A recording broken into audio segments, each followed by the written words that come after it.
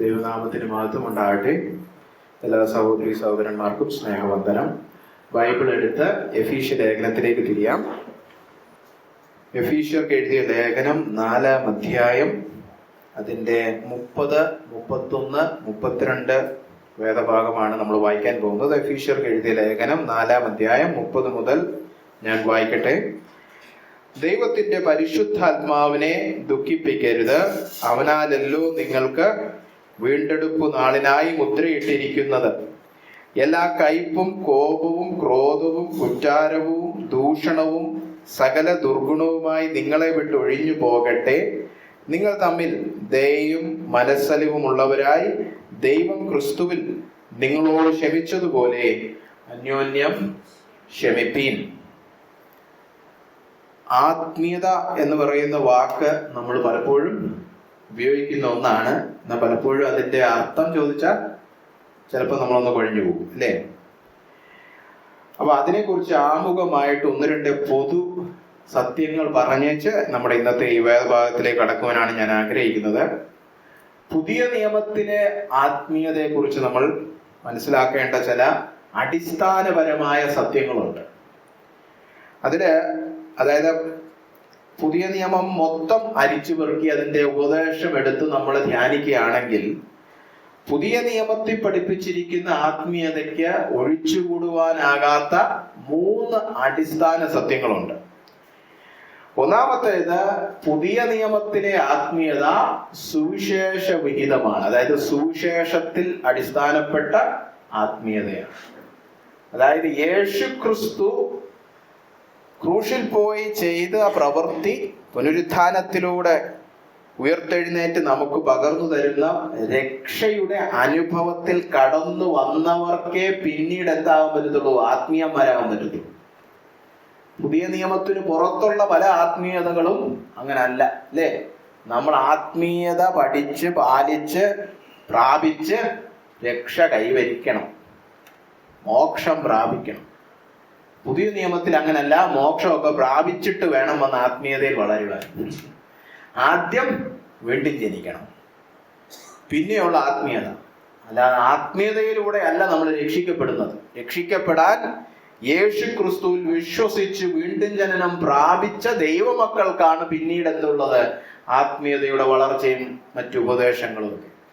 അപ്പൊ സുവിശേഷത്തിൽ അടിസ്ഥാനമിട്ടുള്ളതാണ് പുതിയ നിയമത്തിൽ പഠിപ്പിച്ചിരിക്കുന്ന ആത്മീയത. ഇത് നമ്മൾ പലപ്പോഴും സഭകളിലൊക്കെ കേൾക്കാറുണ്ട്. പ്രത്യേകിച്ച് വചനം അറിഞ്ഞുകൂടാത്തവർ പ്രസംഗിക്കുമ്പോൾ കേൾക്കുമ്പോൾ അറിയാം, വെറുതെ കുറെ ധാർമ്മിക ബോധമാണ് പ്രസംഗിക്കുന്നത്. നിങ്ങൾ ഇത് ചെയ്യരുത്, അത് ചെയ്യണം. ഇത് മാത്രമേ 365 ദിവസം അവർക്ക് അറിയാവുന്ന പ്രസംഗം. ഇത് യേശുവായിട്ട് എന്താ ബന്ധം? അതൊരു ബന്ധവും ഇല്ല. ഇതൊക്കെ ചെയ്താൽ യേശു രക്ഷിക്കും എന്നാണ് പലരും ചിന്തിച്ചു വെച്ചിരിക്കുന്നത്. അവസാന നാളെ രക്ഷിക്കപ്പെടുവാൻ വേണ്ടി ഞാൻ ഇന്ന് കുറെ ഓടണമാണ്. വിശുദ്ധിയാൽ രക്ഷിക്കപ്പെടുക, ഇത് തന്നെയല്ലേ കത്തോലിക്കരും പറയുന്നത്. കത്തോലിക്കര് പറയുന്നവനെന്തോ? നീ മര്യാദക്കൊക്കെ നടന്ന അവസാനം രക്ഷിക്കപ്പെടുമെന്ന്. അതും ഇതും രണ്ടും രണ്ടാ. സ്വയപ്രവൃത്തിയാലല്ല, സ്വയനീതിയാലല്ല നമ്മള് രക്ഷിക്കപ്പെടുന്നത്. രക്ഷിക്കപ്പെടുവാൻ സ്വർഗത്തിന് കീഴിൽ ഒരു നാമം മാത്രമേ നൽകിയിട്ടുള്ളൂ, അതാണ് യേശു ക്രിസ്തു. ആ നാമത്തിൽ വിശ്വസിക്കുന്ന ഏവനും രക്ഷിക്കപ്പെടും. അപ്പൊ രക്ഷിക്കപ്പെട്ടു കഴിഞ്ഞിട്ടാണ് ആത്മീയതയിലുള്ള വളർച്ച. അതുകൊണ്ട് ഈ ധാർമ്മിക ബോധമായാലും നിയമവാദമായാലും ഒക്കെ പ്രസംഗങ്ങൾ കേൾക്കുമ്പോൾ നമ്മൾ മനസ്സിലാക്കണം, ഇത് പുതിയ നിയമ ആത്മീയതയായിട്ട് ഒരു ബന്ധവുമില്ല. ഇത് ന്യായപ്രമാണം വെച്ച് പ്രസംഗിക്കുകയാണ്. നിങ്ങൾ തന്നെ അനുസരിച്ച് നേടിക്കോണം രക്ഷ. അതല്ല പുതിയ നിയമത്തിലെ ഉപദേശം, അല്ലേ? കർത്താവിന്റെ സുവിശേഷം അതല്ല പഠിപ്പിക്കുന്നത്. യേശു ക്രിസ്തുവിൽ വിശ്വസിച്ച് നമ്മൾ നിത്യജീവൻ പ്രതിഫലമായിട്ട് നേടുകയല്ല, ദാനമായിട്ട് നേടുക. പ്രതിഫലം എന്ന് പറഞ്ഞാൽ ചെയ്ത ജോലിക്കുള്ള കൂലിയാണ്. കൂലി അല്ല ഇത്. ഇത് വിശ്വാസത്താൽ ദൈവം ദാനമായി നൽകുന്നതാണ് പുതിയ നിയമ സുവിശേഷത്തിലൂടെ കടന്നു വരുന്ന നിത്യജീവൻ അല്ലെങ്കിൽ രക്ഷ. അപ്പോൾ ആത്മീയതയുടെ അടിസ്ഥാനം സുവിശേഷമാണ്. അത് പോകെ പോകെ കുറച്ചുകൂടെ നമുക്ക് മനസ്സിലാവും. രണ്ടാമത്തെ അടിസ്ഥാനം, പുതിയ നിയമത്തിൽ പറഞ്ഞിരിക്കുന്ന ആത്മീയതയുടെ ഒഴിച്ചുകൂടാനാകാത്ത അടിസ്ഥാനം അല്ലെങ്കിൽ ഘടകം എന്ന് പറയുന്നത് കൂട്ടായ്മയാണ്. പുതിയ നിയമം അരിച്ചു പെറുക്കി നോക്കിയാൽ നമുക്കറിയാം, ഏതാണ്ട് 84 കൽപ്പനകളുണ്ട് നാം തമ്മിൽ ചെയ്യേണ്ടത്. തമ്മിൽ പരസ്പരം അന്യോന്യം ഈ 3 വാക്കുകളാണ് മലയാളം ബൈബിളിൽ ഉപയോഗിച്ചിരിക്കുന്നത്. യവന ഭാഷയിൽ ഒരൊറ്റ വാക്കാണ്, പക്ഷെ അതിന് മലയാളം ബൈബിളിൽ ഉപയോഗിച്ചിരിക്കുന്നത് തമ്മിൽ തമ്മിൽ പരസ്പരം അന്യോന്യം. അത് ഏതാണ്ട് 84 എങ്ങാണ്ട് കൽപ്പനകളുണ്ട്. അപ്പൊ ഈ കൽപ്പനകളൊക്കെ പാലിക്കുന്നതാണ് ആത്മീയത, അല്ലേ? അപ്പൊ നമ്മുടെ ഇടയിൽ ഒരു ചിന്താഗതിയുണ്ട്, ഞാൻ ഒറ്റയ്ക്ക് ദൈവസന്നിധിയിൽ ഇങ്ങനെ ഇരുന്ന് പ്രാർത്ഥിച്ചാൽ ഞാൻ ആത്മീയനാകും. അത് സന്യാസം. ഞാൻ മലയുടെ മണ്ടയിൽ പോയി ഒറ്റയ്ക്ക് ദൈവമായിട്ടിരുന്ന അങ്ങ് സന്യാസിയാകും. ക്രിസ്ത്യാനികളുടെ ഇടയിലും കോൺവെന്റുമുണ്ട്, സന്യാസ സ്ഥലങ്ങളൊക്കെ ഉണ്ടല്ലേ. പക്ഷെ അങ്ങനെ പോയാൽ നമ്മൾ വളരത്തില്ല. ഞാനും ദൈവം ഒറ്റയ്ക്ക് ബൈബിളുമായിട്ട് റൂമിൽ അടച്ചിരുന്നാൽ ആത്മീയതയുടെ ചില വളങ്ങളൊക്കെ വരുമെങ്കിലും ആത്മീയനാകുന്നത് എൻ്റെ ചുറ്റുവട്ടത്തിരിക്കുന്ന സഹോദരി സഹോദരങ്ങളെ ഈ പറഞ്ഞ 84 കൽപ്പനകളും പാലിക്കുമ്പോഴേ ഉള്ളൂ. അന്യോന്യം സ്നേഹിക്കണം, അന്യോന്യം ബഹുമാനിക്കണം, അന്യോന്യം കരുതണം, അന്യോന്യം പ്രബോധിക്കണം, ഇങ്ങനെ ഒരുപാട് വാക്യങ്ങളുണ്ട്. അപ്പൊ പുതിയ നിയമ ആത്മീയതയുടെ ഒരു കാതലായ ഭാഗമാണ്. എന്ന് വെച്ചാൽ നമ്മളിതെല്ലാം പാലിക്കുവാൻ വേണ്ടി നമ്മൾ അന്യോന്യം കാണണമെന്ന് മാത്രമല്ല, അന്യോന്യം ശുശ്രൂഷിക്കപ്പെട്ടാണ് നമ്മൾ ആത്മീയതയെ വളരുന്നത്, അല്ലെ? അന്യോന്യം പ്രബോധിപ്പിച്ച് പാപത്തിന്റെ ഹൃദയകാഠിന്യതയിൽ നിന്ന് നിങ്ങൾ രക്ഷിക്കപ്പെടണമെന്ന് അഭിപ്രായ ലേഖനത്തിൽ പറഞ്ഞിരിക്കുന്നു. അപ്പോൾ അന്യോന്യം, എനിക്ക് നിങ്ങളില്ലെങ്കിൽ എനിക്ക് ആത്മീയനാകാൻ പറ്റത്തില്ല. എത്ര വചനം പഠിച്ചാലും ഞാൻ ദൈവസന്നിധിയിൽ ഇരുന്നാലും പറ്റത്തില്ല. എനിക്ക് വേറൊരു സഹോദരൻ വന്ന് എന്നോട് ഇടപെടണം. ചില പാപങ്ങളൊക്കെ വേറുള്ളവരെ കാണത്തുള്ളൂ, ഞാൻ എത്ര ഇരുന്നാലും കാണത്തില്ല. കാരണം നമ്മുടെ സ്വയം നമ്മളെ കബളിപ്പിച്ചുകൊണ്ടിരിക്കും. നമുക്ക് നമ്മുടെ ചിന്ത ഞാൻ വലിയ ആളാണെന്നാണ്. അപ്പോഴാണ് ഒരു സഹോദരൻ പറഞ്ഞ്, പോരാ, നിനക്ക് താണ്ട് ഈ ഒരു കുറവുണ്ട്. അത് പലപ്പോഴും, അല്ലെ, ചില ആളുകൾ പറയാറുണ്ട്, കല്യാണം കഴിച്ചപ്പോഴാണ് മനസ്സിലായത് ഞാൻ ആത്മീയനല്ലെന്ന്. പെട്ടെന്ന് ഭാര്യ പറയാൻ തുടങ്ങി, നിങ്ങൾക്ക് ഈ പ്രശ്നമുണ്ട് കേട്ടോ. അതുവരെ വിചാരിച്ചോണ്ടിരുന്നത് കൊമ്പത്തെ ആളാണെന്നാണ്, അല്ലെ? കല്യാണം കഴിച്ചു കഴിഞ്ഞാൽ എല്ലാരും താഴ്മയിൽ വളരാൻ തുടങ്ങും. ഞാൻ വിചാരിച്ച പോലെ എനിക്കത്ര സ്നേഹമൊന്നുമില്ല, ഞാൻ വളരെ സ്വാർത്ഥനാണെന്ന് ഇപ്പൊ മനസ്സിലായി. എന്ന് പറ്റി, കൂടെ ഒരാളുണ്ട്, പുള്ളി പറയുന്നുണ്ട്, നിനക്ക് വലിയ സ്നേഹമൊന്നുമില്ല, അല്ലേ? അപ്പൊ കണ്ടോ, ചില പാപങ്ങളൊക്കെ വെളിപ്പെട്ടു വരണേലും ചില ആത്മീയ വിഷയങ്ങൾ വളരണേലും ഒക്കെ നമുക്ക് അന്യോന്യം വേണം. അപ്പോൾ കൂട്ടായ്മ വളരെ കാതലായ ഒന്നാണ്. ഇത് സന്യാസമല്ല നമ്മുടെ പുതിയ നിയമത്തിലെ ആത്മീയത. മൂന്നാമതായിട്ട് ഉള്ള അടിസ്ഥാനം, അവിഭാജ്യ ഘടകം പുതിയ നിയമ ആത്മീയതയുടേത് പരിശുദ്ധാത്മാവ്. പരിശുദ്ധാത്മാവിനെ കൂടാതെ ഒരു വ്യക്തിക്കും ഒരു ദൈവ പൈതലിനും ആത്മീയത വളരാനൊന്നും പറ്റത്തേയില്ല. പരിശുദ്ധാത്മാവ് ചെറിയൊരു റോളുണ്ടെന്നല്ല, അവിഭാജ്യ ഘടകമാണ്. ഇൻഡിസ്പെൻസിബിൾ നമ്മൾ ഇംഗ്ലീഷിൽ പറയും, ഒഴിച്ചുകൂടാനാവാത്തത്. മാറ്റി നിർത്തി കഴിഞ്ഞാൽ തോറ്റുപോകും. അപ്പൊ ഈ പരിശുദ്ധാത്മാവ് എന്ന് പറയുമ്പോൾ പ്രത്യേകിച്ച് ഓർക്കണം, ആത്മീയതയുടെ വിഷയമാണ് ഈ പറയുന്നത്, ശുശ്രൂഷയുടെ കാര്യമല്ല. പലപ്പോൾ ഈ പരിശുദ്ധാത്മാവിനെ ഒഴിച്ചുകൂടാൻ പറ്റത്തില്ലെന്നൊക്കെ പറയാൻ പലരും ചിന്തിക്കുന്നത് അത്ഭുതം ചെയ്യാനും അടയാളം നടത്താനും സൗഖ്യപ്പെടുത്താനും അതല്ല ഇവർ പറയുന്നത്. അന്യഭാഷ പറയുന്നതിനെ കുറിച്ചല്ല ഈ പറയുന്നത്.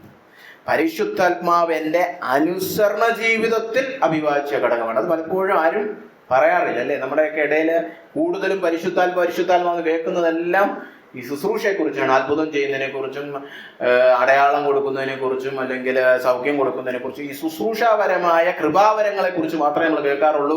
ഞാൻ പറയുന്ന അതിനെ കുറിച്ചല്ല. പുതിയ നിയമത്തിന്റെ കാതലായ ഭാഗങ്ങളെല്ലാം എടുത്ത് വായിച്ചു നോക്കുക. റോമാലേഖനം 8 എടുത്ത് വായിക്കുക, റോമാലേഖനം 6 എടുത്ത് വായിക്കുക. അവിടെ എല്ലാം വിഷയം നമ്മുടെ വിശുദ്ധീകരണമാണ്. അവിടെ ഏറ്റവും കാതലായ വ്യക്തി പരിശുദ്ധാത്മാവ്, അല്ലെ? അനുസരണത്തിൽ നടക്കുവാൻ, പാപത്തെ അതിജീവിക്കുവാൻ, പുനരുത്ഥാന ശക്തി, യേശുക്രിസ്തുവിന്റെ ജീവൻ നമ്മളിൽ പകരുന്നവൻ പരിശുദ്ധാത്മാവാണ്. പരിശുദ്ധാത്മാവിനെ ഒഴിച്ചു നിർത്തിയാൽ, മാറ്റി നിർത്തിയാൽ നമുക്ക് പുതിയ നിയമത്തിൽ പറയുന്ന ആത്മീയത ഒന്നും കാണത്തില്ല. പിന്നെന്തോ, പിന്നെ ജഡത്തിന്റെ കുറെ കസറത്തുകൾ, അല്ലെ? ഞാൻ എന്റെ സ്വയശക്തിയിൽ കുറെയൊക്കെ ചെയ്തു വെക്കും. അപ്പോൾ ഈ 3 അടിസ്ഥാനങ്ങൾ മനസ്സിൽ വെക്കണം. ഇതാണ് ഇത് 3 ചേരുമ്പോഴേ പുതിയ നിയമത്തിൽ പഠിപ്പിച്ചിരിക്കുന്ന ആത്മീയത ഉളവായി വരത്തുള്ളൂ. ഇനി നമ്മുടെ ഈ വേദഭാഗം നമ്മൾ ഈ വായിച്ച എഫീസ്യ ലേഖനം 4 അധ്യായം 30, 31, 32 ഈ 3 ഘടകങ്ങളും ചേർന്ന് വരുന്നുണ്ട്. പരിശുദ്ധാത്മാവിനെ പറഞ്ഞുകൊണ്ടാണ് തുടങ്ങുന്നത്. അത് കഴിഞ്ഞ് നിങ്ങൾ തമ്മിലുള്ള ബന്ധത്തെക്കുറിച്ചാണ്, കൂട്ടായ്മയെ കുറിച്ചാണ് പറയുന്നത്. അവസാനം പറഞ്ഞിരിക്കുകയാണ് നിങ്ങൾ എങ്ങനെ ബന്ധപ്പെടണം. യേശുക്രിസ്തു നിങ്ങളെ ക്ഷമിച്ചതുപോലെ സുവിശേഷത്തിന്റെ അടിസ്ഥാനത്തിലാണ് പ്രബോധനം, അല്ലാതെ ധാർമ്മിക ബോധത്തിന്റെ പേരിലല്ല. അല്ലേ? നമ്മളെല്ലാം വളരെ ധാർമ്മികരായിരിക്കണം, മോറലായിരിക്കണം എന്നും പറഞ്ഞിട്ടല്ല അന്യോന്യം ക്ഷമിക്കാൻ പറയുന്നത്. നിങ്ങൾ രുചിച്ചറിഞ്ഞ സുവിശേഷത്തിന്റെ വെളിച്ചത്തിൽ അന്യോന്യം ക്ഷമിക്കണമെന്നാണ്. അപ്പൊ സുവിശേഷം, തമ്മിലുള്ള കൂട്ടായ്മ, പരിശുദ്ധാത്മ, ഈ മൂന്നും വിടും. അപ്പോ 30-ാമത്തെ വാക്യം പറയുന്നത് പരിശുദ്ധാത്മാവിനെ ദുഃഖിപ്പിക്കരുത്. ഇന്നത്തെ സന്ദേശം ആ വാക്യമാണ്, പരിശുദ്ധാത്മാവിനെ ദുഃഖിപ്പിക്കരുത്. ഈ വർഷം ഞായറാഴ്ച മുഖ്യ പ്രസംഗവുമായിട്ട് ഞാൻ നിങ്ങളുടെ മധ്യേ ആദ്യമായിട്ടാണ് നിൽക്കുന്നത്. അതുകൊണ്ട് തന്നെ പറഞ്ഞുകൊണ്ടിട്ട് ഈ വർഷം നമുക്കെല്ലാവർക്കും ഒരു തീരുമാനം എടുക്കാം, അല്ലേ? വർഷം ആദ്യമൊക്കെ ചില തീരുമാനം, ജനുവരി ആദ്യം എടുത്ത തീരുമാനമൊക്കെ തുടരുന്നുണ്ട്. ഫെബ്രുവരി 1 അല്ലേ? ചിലർ ജിമ്മിൽ പോകും, ഫെബ്രുവരി 1 തീരും, അല്ലേ? അങ്ങനെയൊക്കെ ഈ ന്യൂ ഇയർ റെസൊല്യൂഷനൊക്കെ എടുക്കുന്നവർ ഇതൊരു റെസൊല്യൂഷൻ ആക്കാം, ഇതൊരു തീരുമാനം. പുതിയ വർഷം ഞാൻ എടുക്കുന്ന ഒരു തീരുമാനം എന്താണ്? പരിശുദ്ധാത്മാവിനെ ദുഃഖിപ്പിക്കാതെ ഞാൻ ജീവിക്കും, അല്ലേ? ഇവിടെ പറഞ്ഞിരിക്കുന്നത് ശ്രദ്ധിക്കണം, പരിശുദ്ധാത്മാവിനെ ദുഃഖിപ്പിക്കരുതെന്ന് പറയുന്നത് കൊള്ളായിരിക്കും എന്നല്ല പറഞ്ഞിരിക്കുന്നത്, കൽപ്പനയാണ്, ദൈവത്തിന്റെ കൽപ്പനയാണ്. അത് ആരുടെയെങ്കിലും ഒരു ആശയമോ അല്ലെങ്കിൽ ഉപദേശമായിട്ടോ അല്ലെങ്കിൽ ഒരു അഭിപ്രായമോ അല്ലെങ്കിൽ ഒരു സജഷനോ ഒന്നുമല്ല. ഇത് കൽപ്പനയാണ്. നിങ്ങൾക്ക് വേറെ വകുപ്പില്ല. പരിശുദ്ധാത്മാവിനെ ദുഃഖിപ്പിക്കാതെ ജീവിക്കുവാൻ വിളിക്കപ്പെട്ടവരാണ് നമ്മൾ. അപ്പൊ അതൊരു തീരുമാനമായിട്ട് എടുക്കാം, പരിശുദ്ധാത്മാവിനെ ഞാൻ ദുഃഖിപ്പിക്കുകയില്ല, അങ്ങനെ ഞാൻ നടക്കും. പക്ഷേ ഇവിടെ കാതലായ വിഷയം, എങ്ങനെ ഈ പരിശുദ്ധാത്മാവിനെ ദുഃഖിപ്പിക്കാതെ ജീവിക്കേണ്ടത്, അതാണ് ഇന്ന് നമ്മൾ ചിന്തിക്കാൻ പോകുന്നത്, അല്ലേ? അതാണ് വളരെ ചിന്തിപ്പിക്കുന്ന ഒരു വിഷയം. സാധാരണഗതിയിൽ നിങ്ങളോട് ആരെങ്കിലും വന്ന് ചോദിക്കുകയാണ് പരിശുദ്ധാത്മാവിനെ ദുഃഖിപ്പിക്കാതെ ജീവിക്കണമെങ്കിൽ എന്ത് ചെയ്യണമെന്ന് ചോദിച്ചാൽ നമ്മുടെയൊക്കെ ഉത്തരം എങ്ങനെ ഇരിക്കുമെന്ന് അറിയാം? ഒരേ സ്വഭാവത്തിലുള്ളതായിരിക്കും.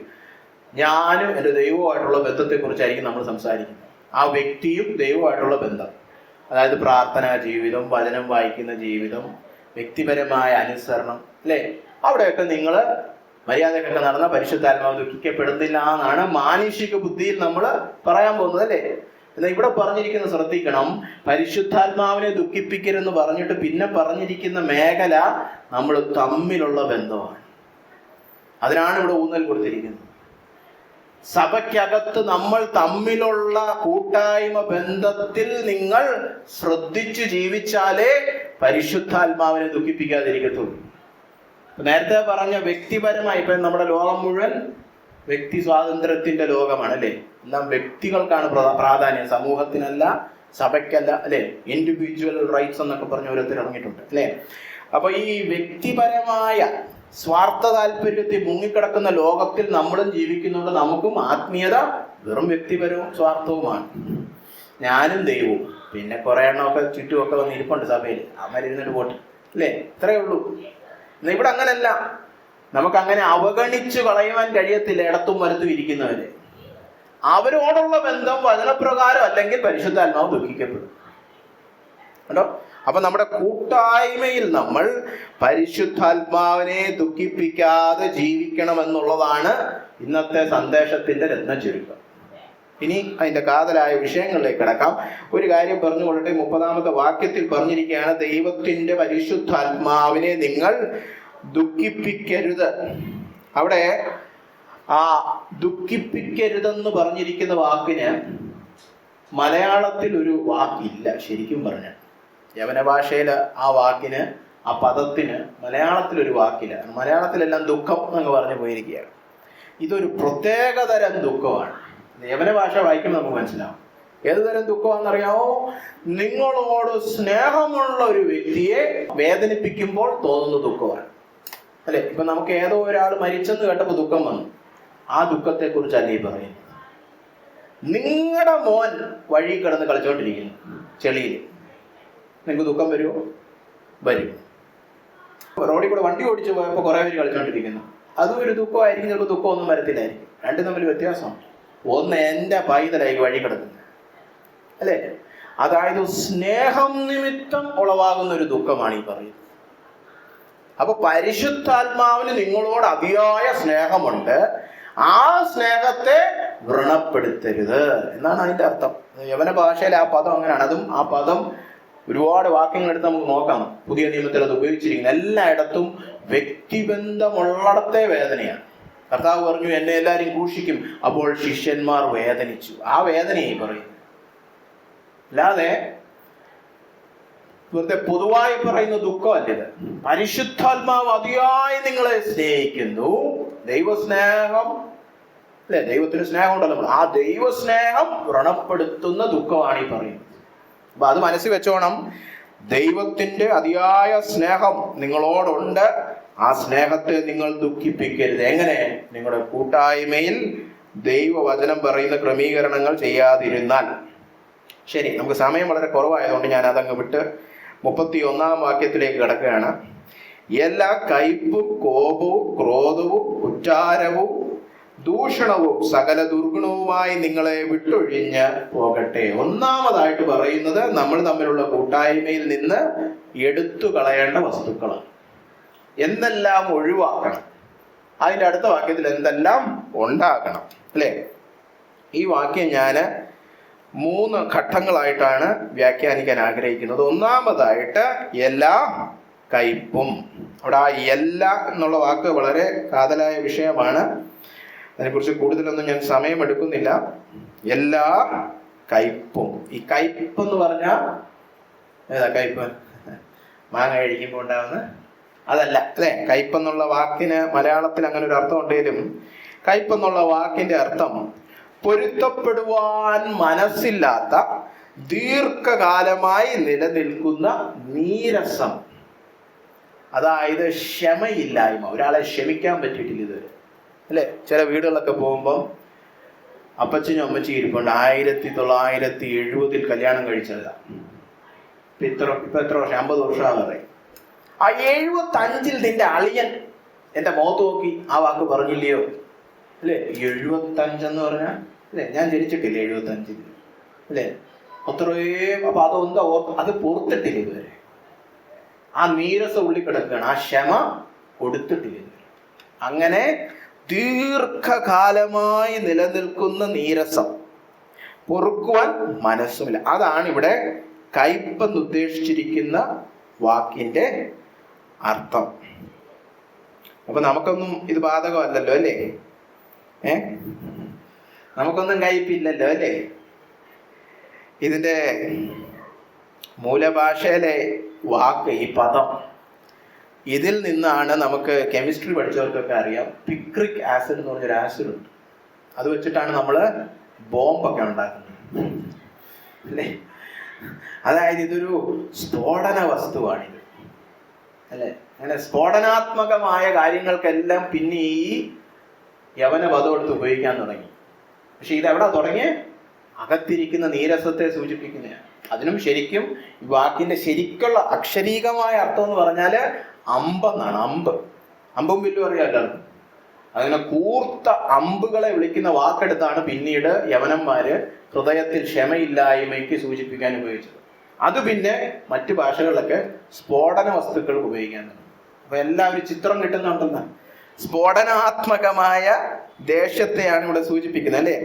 അതായത് മനുഷ്യരുടെ കാര്യം പറഞ്ഞാൽ ഇതൊരു മനോഭാവത്തെയാണ് സൂചിപ്പിക്കുന്നത്, അല്ലെ? എന്താ ഈ മനോഭാവം? യഥാർത്ഥമായതോ അല്ലെങ്കിൽ തോന്നിയ ചില മുറിവുകളെയൊക്കെ ഇങ്ങനെ താലോലിച്ചുകൊണ്ട് നടക്കും. അതറിയാമോ നിങ്ങൾക്ക്? നമുക്ക് ചില വ്യക്തിബന്ധങ്ങൾ, എല്ലാ വ്യക്തിബന്ധങ്ങളിലും ചിലപ്പോൾ യഥാർത്ഥമായിട്ട് അവർ നമ്മളെ വേദനിപ്പിച്ചു കാണും. പിന്നെ ചിലതൊക്കെ തോന്നലാണ്. അവർ വേറെ ഏതോ ഉദ്ദേശത്തിൽ പറഞ്ഞു, പക്ഷെ നമ്മൾ കേട്ടത് അവർ നമ്മളെ കൊച്ചാക്കാൻ വേണ്ടി അങ്ങോട്ട് പറഞ്ഞു കാണും, അല്ലെ? അങ്ങനെ തെറ്റിദ്ധാരണ വരും. അതാണ് യഥാർത്ഥമായതോ തോന്നലോ ആയ ചില മുറിവുകൾ, അല്ലെ? അതിനെ എന്ത് ചെയ്യുന്നു? അതിനെ ഇങ്ങനെ വളർത്തിക്കൊണ്ട് നിരന്തരമായി നമ്മൾ കോപത്തെ, നീരസത്തെ വളർത്തിക്കൊണ്ടിരിക്കുകയാണ്. അതാണ് ഈ കയ്പ്. ഇതിങ്ങനെ വാലോചിച്ച് ചൊറിഞ്ഞ് ഇങ്ങനെ വെച്ചേക്കും ഉള്ളിൽ. ആ പൊറുക്കാൻ വേണ്ടി ദൈവവചനം പറയുമ്പോൾ ഇങ്ങനെ ചൊറിയും. അപ്പൊ ആ ചൊറിയുന്നതിന്റെ സുഖം കിട്ടുമ്പോ പൊറുക്കുന്നില്ല ഇപ്പൊ, അല്ലേ? ഇങ്ങനെ ചൊറിഞ്ഞുകൊണ്ടിരിക്കുകയാണ് നമ്മുടെ ഉള്ളിൽ, അല്ലേ? ആ മനോഭാവത്തെയാണ് ഇവിടെ കയ്പെന്ന് പറഞ്ഞിരിക്കുന്നത്. അതായത് ഇത് ദയക്കും രമ്യത, അല്ലെ? സ്വീറ്റ്നെസ് നമ്മൾ മലയാളത്തിൽ പറയും, ഇംഗ്ലീഷിൽ പറയും. അതിനൊക്കെ വിപരീതമായ ഒരു മനോഭാവമാണ്. പക്ഷെ ഇവിടെ നമ്മൾ കാതലായിട്ട് ചിന്തിക്കേണ്ടത് ഈ ക്ഷമയില്ലായ്മ, മറ്റുള്ളവരെ പൊറുക്കാൻ കഴിയാതിരിക്കുക, ഇത് പരിശുദ്ധാത്മാവിനെ ദുഃഖിപ്പിക്കുന്നു. അത് നമ്മൾ പലപ്പോഴും ഓർക്കാറില്ല. നമ്മൾ മറ്റേ ന്യായമൊക്കെ പറഞ്ഞുകൊണ്ടിരിക്കും. അയാൾ ചെയ്തത് ശരിയല്ലല്ലോ, എനിക്ക് ഇത്ര വേദനിച്ചല്ലോ, ഇത്രയും വർഷമായല്ലോ, അവൻ മാനസാന്തരപ്പെട്ടില്ലല്ലോ, എന്നോടൊരു സോറി പറഞ്ഞില്ലല്ലോ, ഇതൊക്കെ പറഞ്ഞുകൊണ്ടിരിക്കും. പക്ഷെ ഇവിടെ അതൊന്നും അല്ല വിഷയം. നിനക്ക് പരിശുദ്ധാത്മാവിനെ ദുഃഖിപ്പിക്കണോ വേണ്ടേ? പരിശുദ്ധാത്മാവിനെ ദുഃഖിപ്പിക്കാതെ ജീവിക്കണമെങ്കിൽ വിട്ടുകളയാൻ പഠിക്കണം. ഇതെവിടാ ഈ പറയുന്നത്? സഭയ്ക്കകത്ത്. നമ്മൾ അന്യോന്യമുള്ള ബന്ധത്തിൽ നമ്മൾ ക്ഷമിക്കുവാൻ പഠിക്കണം. വെറുപ്പും വിദ്വേഷവും വെച്ച് പൊറുപ്പിക്കരുത്. അവരെ ചെയ്തത് തെറ്റാണേ പോലും അതിന് നമുക്ക് നിർവാഹമില്ല. അത് നമ്മൾ വിട്ടുകളയുക തന്നെ ചെയ്യണം. അപ്പൊ നമ്മൾ മനസ്സിലാക്കേണ്ട ഒരു കാര്യം, ഇത് പരിശുദ്ധാത്മാവിനെ ദുഃഖിപ്പിക്കുന്നു. പരിശുദ്ധാത്മാവ് നമ്മളെ സ്നേഹിച്ച് വാത്സല്യത്തോടെ ഇരിക്കുമ്പോ നമ്മൾ കുത്തുകൊടുക്കുക കേട്ടോ. അപ്പോ പൊറുക്കാൻ പഠിക്കണം. എല്ലാ കയ്പും വിട്ടൊഴിഞ്ഞു പോകട്ടെ, അല്ലെ? ഇനി പറഞ്ഞിരിക്കുന്നത് മൂന്നും ഒരുമിച്ചെടുക്കാം.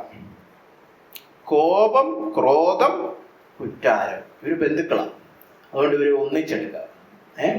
അപ്പൊ ഇത് തമ്മിലുള്ള വ്യത്യാസം എന്ന് പറയണം. ആദ്യം ഈ കോപം, അല്ലെ? കോപം എന്ന് പറഞ്ഞു കഴിഞ്ഞാല് വളരെ പെട്ടെന്ന് കത്തിച്ചൊലിക്കും, പെട്ടെന്ന് അങ്ങ് തണുത്തു. അങ്ങനത്തെ കോപം കണ്ടിട്ടുണ്ടോ? അതാണ് ഇവിടെ ഉപയോഗിച്ചിരിക്കുന്ന വാക്കിന്റെ അർത്ഥം. അത് നമുക്ക് ഒരാളോട് വിദ്വേഷമൊന്നുമില്ല, പക്ഷെ നമ്മൾ പ്രകോപിക്കപ്പെടുമ്പോൾ, പ്രൊവോക്ഡ് ആവുമ്പോൾ പെട്ടെന്ന് ദേഷ്യം, മുൻശുണ്ടി, അല്ലെ? ക്ഷിപ്രകോപി എന്നൊക്കെ പറയും. പെട്ടെന്ന് ചൂടാവും, പെട്ടെന്ന് തണുക്കുകയും ചെയ്യും. അതൊരു ചെറിയ വിഷയത്തിലുള്ള എന്തോ ഒരു അതിർത്തി, അത്രയേ ഉള്ളൂ, അല്ലാതെ വിദ്വേഷമൊന്നുമില്ല. അതാണ് ഇവിടെ കോപം എന്ന് പറഞ്ഞിരിക്കുന്നത്. ഈ വാക്ക് യവനന്മാർ ഉപയോഗിച്ചുകൊണ്ടിരുന്നത് വൈക്കോലുണ്ടല്ലോ, വൈക്കോല്, കച്ചി എന്താ പറയുന്നത്, അത് കത്തി പടരുന്നതിൽ നിന്നാണ് ഈ വാക്കുണ്ടായത്. വൈക്കോല് കത്തുന്ന കണ്ടിട്ടോ, പെട്ടെന്ന് ആളി കത്തും, പിന്നെ അപ്പൊ തന്നെ തീരുക സാധനം. അപ്പൊ അതാണ് ഈ കോപം എന്നിവിടെ ഉപയോഗിച്ചിരിക്കുന്നത്, അല്ലെ? ഇത് ഉപയോഗിച്ചിരിക്കുന്ന ചില വേദഭാഗങ്ങൾ ഞാൻ ഓടിച്ചു പറയട്ടെ, നമ്മൾ എടുത്ത് വായിക്കുന്നില്ല. ലൂക്കോസിന്റെ സുവിശേഷം 4-ാം അധ്യായത്തിൽ നമുക്കറിയാം, യേശുക്രിസ്തുവിന്റെ സ്വന്തം നാട്ടുകാർ, സ്വന്തം പള്ളിക്കാര്, നസ്രയത്തിലെ പള്ളിക്കാര് അവനെ ഒരു മലയുടെ മണ്ടയെ കൊണ്ട് തള്ളിയിടാൻ നോക്കി. അപ്പൊ അവർക്കുണ്ടായ ദേഷ്യത്തെ സൂചിപ്പിക്കാൻ ഈ വാക്ക ഉപയോഗിച്ചിരിക്കും, അല്ലെ? അത് കഴിഞ്ഞ് ലൂക്കോസ് തന്നെ എഴുതിയ അപ്പോസ്തല പ്രവൃത്തികൾ 19-ാം അധ്യായത്തില് ഇവരുടെ തന്നെ എഫീഷ്യരുടെ ഇടയില് പൗലോസ് ശുശ്രൂഷ എല്ലാം ചെയ്ത് അവിടെയുള്ള വിഗ്രഹം വയ്ക്കുന്ന ബിസിനസ്സുകാർക്കൊക്കെ ജോലി പോയി. ഞങ്ങളുടെ വിഗ്രഹം ഒന്നും ആരും വായിക്കുന്നില്ല, ഇവൻ വന്ന് യഥാർത്ഥ ദൈവത്തെയൊക്കെ പ്രസംഗിച്ചാണ്ട് ബിസിനസ് എന്നത്. അവരുടെ ഇടയിലും അവർക്ക് പൗലോസിനോട് തോന്നിയ ദേഷ്യത്തെ സൂചിപ്പിക്കുന്ന വാക്കും ഇത് തന്നെയാണ്. അതുപോലെ എബ്രായ ലേഖനം 11:27 ഫറവോന് മോശയോടുണ്ടായ ദേഷ്യം അല്ലെങ്കിൽ കോപത്തിനും ഇതേ വാക്ക് തന്നെ ഉപയോഗിച്ചിരിക്കും. ഈ 3 വേദഭാഗങ്ങൾ എടുത്തു നോക്കിയ ഒരു കാര്യം കാണാം. എല്ലാം ഈ കോപം വന്നവർക്കെല്ലാം എന്ത് ചെയ്യണം? കൊല്ലണം. യേശുക്രിസ്തുവിനെ കൊന്നു കളയാം, മലയെന്ന് തള്ളിയിട്ട്, അല്ലേ? പൗലോസിനെ അങ്ങ് തട്ടിക്കളയാം. ഇവൻ ഈ ഇവിടെ കിടന്ന് ശുശ്രൂഷ ചെയ്ത് നമ്മുടെ ബിസിനസ്സൊക്കെ പൂട്ടും, അല്ലെ? മോശയെ കൊല്ലണം എന്നുണ്ടായിരുന്നു ഫറവോൻ. അപ്പൊ കണ്ടോ, കൊല്ലാനുള്ള ദേഷ്യം, അല്ലെ? കലി, കലി എന്ന് പറയും നമ്മൾ മലയാളത്തിന്, കലി തുള്ളുക. ഇപ്പൊ കൈ കടിയാൻ പിടിച്ച് കീറുകളെ, അല്ലെ? ചിലപ്പം 1 മണിക്കൂർ കഴിയുമ്പോൾ അയ്യോ കൊല്ലണ്ടാരെന്ന് തോന്നും, മനസ്താപമൊക്കെ തോന്നും. പക്ഷെ ആ സമയത്ത് കിട്ടിയാൽ കൊന്നുകളയും, അല്ലെ? അങ്ങനത്തെ ഈ കലിയാണ് ഇവിടെ പറഞ്ഞിരിക്കുന്നത്. ആദ്യമായിട്ട് കോപം എന്ന് പറയുന്നത്. രണ്ടാമതായിട്ട് ക്രോധം എന്ന് പറഞ്ഞിരിക്കുന്ന വാക്ക്. ഇതെന്ന് പറഞ്ഞു കഴിഞ്ഞാൽ പൊട്ടിത്തെറിക്കുന്ന പെട്ടെന്ന് തോന്നുന്ന വികാരമല്ല, ഇത് നിരന്തരം തോന്നുന്ന ഒരു നീരസമാണ്, സ്ഥിരമായിട്ട് തോന്നുന്ന കോപം. ഈ വാക്കാണ് ദൈവത്തിന് ഉപയോഗിക്കുന്ന വാക്ക്. ദൈവത്തിന് പാപികളോട് ക്രോധമാണ്. പെട്ടെന്ന് ഇങ്ങനെ ക്ഷിപ്രകോപിയല്ല. ദൈവ വിശുദ്ധനായതുകൊണ്ട് തൻ്റെ സ്വഭാവം നിമിത്തം എപ്പോഴും തൻ്റെ സ്വഭാവത്തിന് വിപരീതമായ വ്യക്തികളാകട്ടെ, പ്രവൃത്തികളാകട്ടെ, മനോഭാവമാകട്ടെ ദൈവം സ്ഥിരമായിട്ട് വെറുക്കുന്നു. അതാണ് ക്രോധം. ആ മഹാക്രോധമാണ് അന്ത്യനാളിൽ ഈ ഭൂമിയിൽ ഒഴുക്കാൻ പോകുന്നത്. അതിൽ നിന്ന് നമ്മൾ ഇന്നേ രക്ഷിക്കപ്പെട്ടിരിക്കുന്നു. അതാണ് രക്ഷ. ദൈവക്രോധത്തിൽ നിന്നുള്ള രക്ഷ. പക്ഷെ ഈ വാക്ക് ദൈവത്തിന് മാത്രമല്ല, നമുക്കും എടുത്തു പെരുമാറാം. അതുകൊണ്ടാണ് യാക്കോബിന്റെ ലേഖനം 1:19 പറഞ്ഞത്, എല്ലാവരും കേൾപ്പാൻ വേഗതയും അല്ലെ സംസാരിപ്പാൻ സാവധാനവും കോപിക്കുവാനും സാവധാനമുള്ള പതുക്കെ മതിയെന്ന് പറഞ്ഞത്. അവിടെ ഉപയോഗിച്ചിട്ട് ഈ കോപം, മനസ്സിലല്ലേ, ഈ ക്രോധം എന്നുള്ള വാക്കാണ്. അപ്പൊ പൊട്ടിത്തെറിക്കുന്ന കോപം, സ്ഥിരമായിട്ടുള്ള ഒരു ക്രോധം. ഇനി മൂന്നാമത് പറഞ്ഞിരിക്കുന്നതാണ് കുറ്റാരവം. അതെന്ന് പറഞ്ഞാൽ എന്താണെന്നറിയോ? ഈ അകത്തിരിക്കുന്ന ദേശം വായിക്കൂടെ പുറത്തു പോകും. കോപമാകട്ടെ ക്രോധമാകട്ടെ വായിക്കൂടെ കുറ്റാരവമായി. എന്താ ഈ ആരവം? ആരവം എന്ന് പറഞ്ഞാൽ ഒച്ചപ്പാട്. അപ്പം ഒച്ചപ്പാട് എന്താ? പാട്ട് പാടുമ്പോഴും ഒച്ചപ്പാടാവാം. ഇതെന്താ? കുറ്റങ്ങളുടെ ഒച്ചപ്പാട്. വാ തുറന്നിങ്ങനെ കുറ്റം പറയുക ഒരാളെ കുറിച്ച്. അതാണ് കുറ്റാരവം, അല്ലേ? അപ്പൊ കുറ്റാരവത്തിന് പല വേറെ, ഈ വാക്കിന് പല മലയാളം വാക്കുകളുണ്ട്. ആക്രോശം എന്നൊക്കെ പറയും. അതായത് ഈ വാ കൊണ്ട് ഉച്ചത്തി കൂവി വിളിച്ച് പറയത്തില്ലേ ഒരാളുടെ കുറ്റം, വഴക്ക് പറയുക എന്നൊക്കെ പറയുന്ന പോലെ, അല്ലെ? അങ്ങനെ മറ്റുള്ളവരെ ആക്രോശിച്ചുകൊണ്ട് നിങ്ങളുടെ കോപം നിങ്ങൾ ബാഹ്യമായി പ്രകടിപ്പിക്കുന്നതാണ് എന്ത്? കുറ്റാരവം, അല്ലെ? മറ്റുള്ളവരോട് വഴക്കിടാനും അവരെ കുറ്റപ്പെടുത്താനും തുടങ്ങും. ഇതൊരു ഉള്ളിലായിരുന്നു, ഇനി പൊട്ടിത്തെറിച്ച് വായിക്കൂടെ വരാൻ തുടങ്ങി, അല്ലേ? അപ്പോ ഇനി ഏതു തരത്തിലുള്ള കോപം വേണം നിങ്ങൾക്ക് അയക്കോ, അല്ലേ?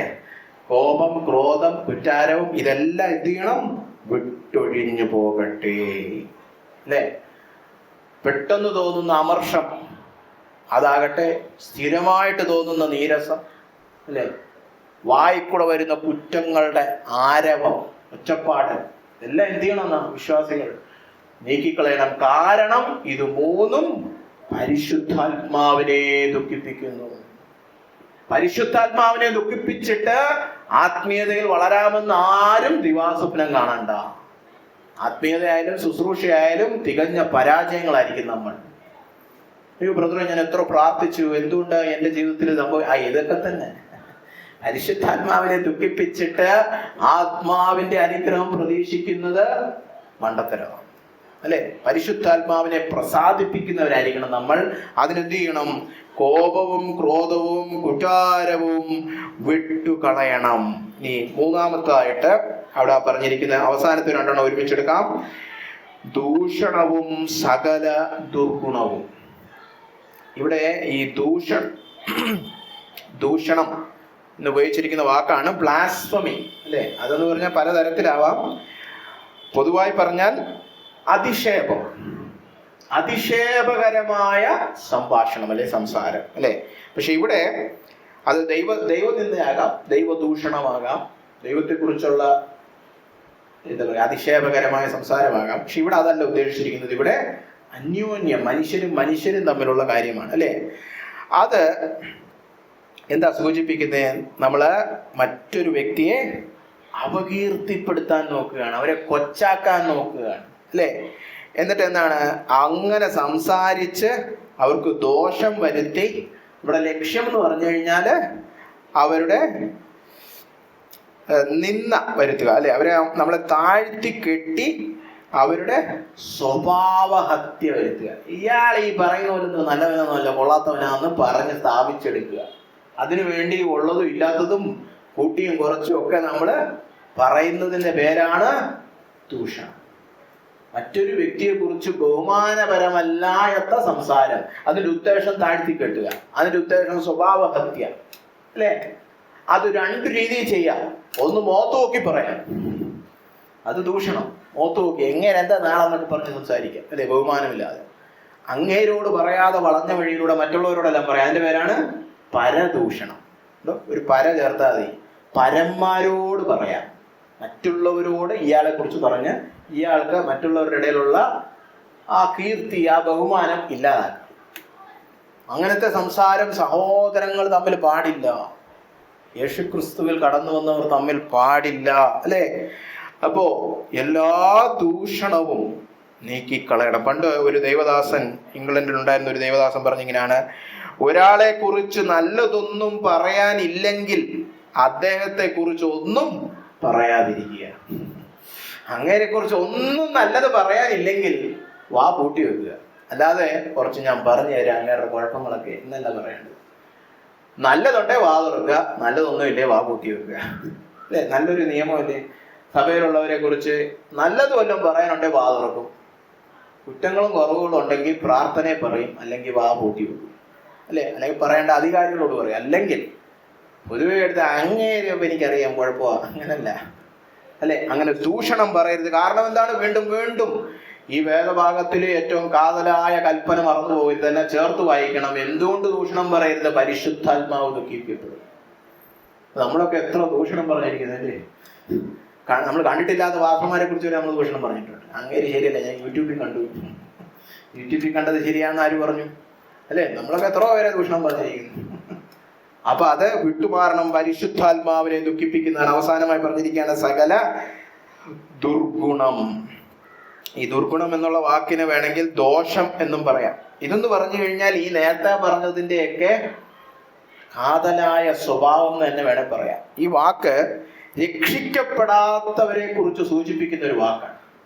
നമ്മളിപ്പോ 1 കൊരിന്ത്യർ 5:7-8 എടുത്ത് വായിച്ചെടുത്ത് വായിക്കുന്നില്ല. 1 കൊരിന്ത്യർ 5:7-8 എടുത്ത് പറഞ്ഞിരിക്കുന്നത് നമ്മളിനി പഴയ മാവിന്റെ, പുളിപ്പുള്ള മാവിന്റെ ആൾക്കാരല്ല, നമ്മള് പുതു സൃഷ്ടികളാണ്. നമ്മൾ പുതു സൃഷ്ടി ആയതുകൊണ്ട് പഴയ മനുഷ്യന്റെ സ്വഭാവത്തിൽ നടക്കാനുള്ളതല്ല. എന്നിട്ട് അവിടെ പറഞ്ഞിരിക്കുകയാണ് പഴയ മനുഷ്യന്റെ സ്വഭാവം രത്ന ചുരുക്കത്തിൽ ഇതാണ്: സകല ദോഷവും, തിന്മയും ദോഷവും എന്ന് പറഞ്ഞാൽ, അല്ലെ ദുർഗുണവും നിറഞ്ഞത്. വിക്കറ്റ്നെസ് ആൻഡ് മാലിസ് ഇംഗ്ലീഷിൽ പറയും. അപ്പോ രക്ഷിക്കപ്പെടാത്ത പഴയ മനുഷ്യന്റെ സ്വഭാവം ഒറ്റ വാക്കിൽ പറയണമെങ്കിൽ അതാണ് ഇവിടെ പറഞ്ഞിരിക്കുന്നത് സകല ദുർഗുണം. സാധാരണ മനുഷ്യരൊക്കെ ചെയ്യുന്നത് ഞാൻ ചെയ്തുള്ളൂ എന്ന് ഒരു വിശ്വാസിക്ക് പറയാൻ ലൈസൻസ് ഇല്ല. സാധാരണ മനുഷ്യരൊക്കെ ചെയ്യുന്നവർ ഞാനൊന്ന് ചൂടായി, ഞാനൊന്ന് ദേഷ്യപ്പെട്ടു, ഞാനൊന്ന് ദൂഷണം പറഞ്ഞു, ഞാനൊന്ന് കയ്പ് വെച്ചു, ഇങ്ങനെ പറയാൻ നമ്മൾ സാധാരണ മനുഷ്യരല്ല. നമ്മൾ പുതു സൃഷ്ടി അത്രേ. നമ്മുടെ പെസഹ കുഞ്ഞാടായ യേശുക്രിസ്തു മരിച്ച് നമുക്ക് നമ്മളെ പുളിപ്പില്ലാത്ത അപ്പമാക്കി. അതാണ് 1 കൊരിന്ത്യർ 5:7-8 പറഞ്ഞിരിക്കുന്നത്. അപ്പോ നമുക്കിനി പഴയ മനുഷ്യൻ നടന്നതുപോലെ നടക്കാൻ കഴിയുകയില്ല. ഇനി ഇവിടെ ഈ വാക്യത്തിൽ തന്നെ പറഞ്ഞിരിക്കുന്ന ശ്രദ്ധ, ഇതൊക്കെ ആര് വിട്ടൊഴിയണം എന്നാ പറഞ്ഞിരിക്കുന്നത്? പരിശുദ്ധാത്മാവ് വിട്ടൊഴിയിപ്പിക്കും എന്നാണ് അവിടെ പറഞ്ഞിരിക്കുന്നത്. ഭൂതത്തെ ഇറക്കുന്ന പോലെ പരിശുദ്ധാത്മാവ് എന്നല്ല ഇറക്കിത്തരും മക്കളെ എന്നാണ് അവിടെ പറഞ്ഞിരിക്കുന്നത്. 31-ാം വാക്യത്തിന്റെ കൽപ്പന ഒന്ന് ശ്രദ്ധിച്ചേ: നിങ്ങളെ വിട്ട് ഒഴിഞ്ഞു പോകട്ടെ. അതിന്റെ അർത്ഥം നിങ്ങളതെല്ലാം വിട്ടൊഴിയണം. ഈ ജഗത്തിന്റെ അഴുക്കുചാല്, നമ്മളിപ്പോ കുറെ അഴുക്കുചാല് പരിശോധനയായിരുന്നു. കയ്പും കോപവും ക്രോധവും കുച്ചാരവും ദൂഷണവും പിന്നെ എല്ലാം ദുർഗുണം, അല്ലേ? എന്ന് പറഞ്ഞാൽ നമ്മുടെ ജഡത്തിന്, നമ്മുടെ എല്ലാവരുടെയും ജഡത്തിന്റെ അഴുക്കുചാല്. ഈ അഴുക്കുചാല് വിട്ട് ആര് പോകണം? നമ്മൾ പോകണം. കാരണം അല്ലെങ്കിൽ പരിശുദ്ധാത്മാവ് ദുഃഖിക്കപ്പെടും. ഇനി 32-ാം വാക്യത്തിലേക്ക് കടക്കാം. ഇതെല്ലാം നീക്കിക്കളഞ്ഞിട്ട് അതിന് പകരമായിട്ട് ചില നല്ല ഗുണങ്ങൾ നമ്മൾ സ്വീകരിക്കണം, അല്ലേ?